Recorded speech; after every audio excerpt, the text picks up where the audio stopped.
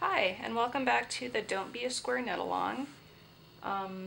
You may have seen our other video on seaming with mattress stitch, but in this video we're going to be talking about seaming with a crochet hook. If you're to the point where you're ready to join your squares, we've got a couple of options here to help you out. So let's start. You don't need to cut a length of yarn for this seam like you would with mattress stitch. You can just leave it attached to the ball. One thing to keep in mind with this seam is that the yarn is going to show a little bit on the right side of the work. So if that bothers you, just keep that in mind, that color is going to show a little bit.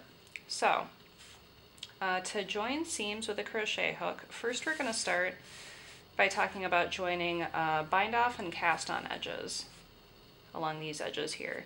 So to do this, we're going to put the blocks right sides together so that we're seeing the wrong sides. And I'm going to insert my crochet hook through both of these top loops here. So I'm looking at it from the wrong side. You can see that bind off edge. There are like those V's along the top. You want to put your crochet hook through both of those. And the same thing with the facing piece here. I'm going to take my hook and put it through both of those little loops. Then I'm going to grab my yarn. Oh, and by the way, a crochet hook, try and pick one pretty close to the needle size that you used. I find I need to go down a hook size in order to fit the hook through the bind off edges, so I'm using a size 6 crochet hook. And just be sure to try and keep this nice and loose so you don't have a tight seam. So all we're going to be doing is slip stitching these together. So if you're not comfortable with crochet, just know that this is really basic. We're not doing anything fancy here. So I'm going to yarn over with the hook, which means I'm just going to take the hook, grab the yarn, pull it through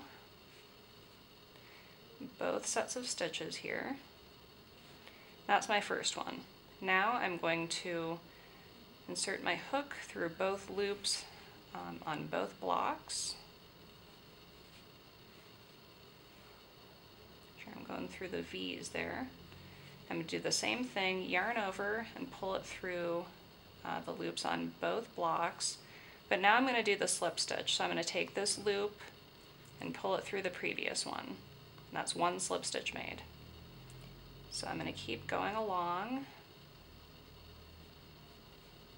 doing that, yarn over, bring it through both stitches, then bring that loop through the previous loop.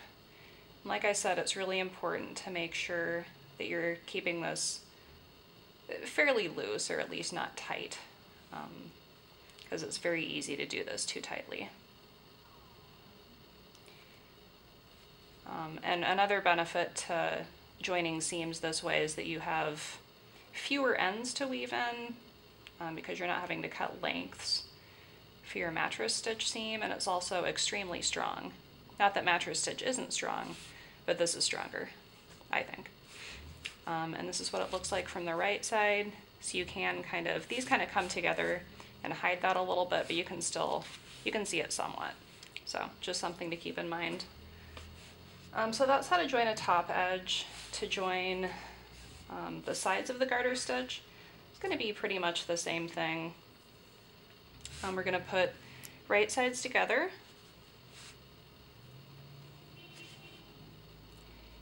And so instead of working obviously through the tops of the stitches or bottoms of the stitches, we're working through the side.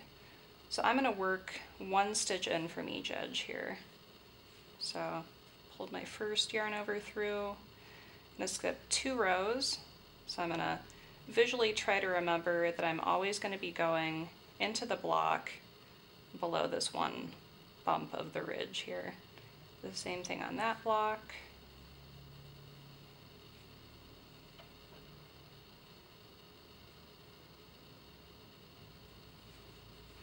It's all about consistency. So try to enter the block the same way that you did on the previous stitch.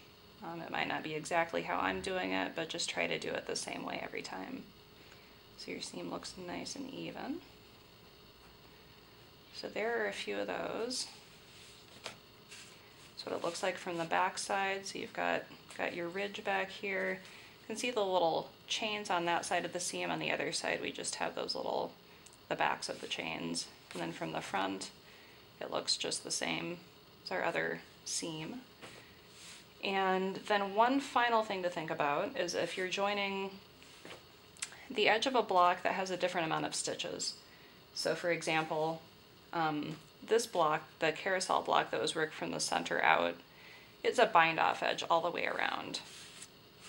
So when you put it next to, well, let's talk about those first. When you put it next to this block, this has, I think, 27 stitches along the edge. This one has 36, so that's a difference of 9. So we're going to want to be keeping that in mind when you join the seam, because you're going to be working a different number of slip stitches. So we'll start out the same.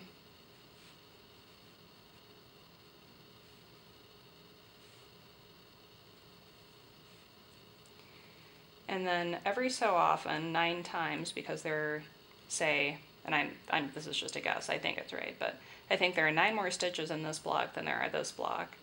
So 9 times evenly along the edge of this block, I am going to skip a stitch on this blue one. So I'm going to skip that one, insert my hook into that one, and I'm not going to skip anything on this one, of course, because there were fewer stitches. And if I'm going to do that evenly, I'm going to do it about every, say, 3 stitches or so. So then I'll do 2 normally.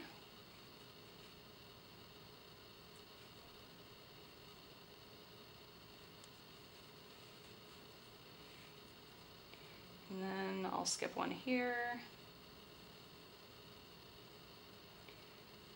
So that's a way to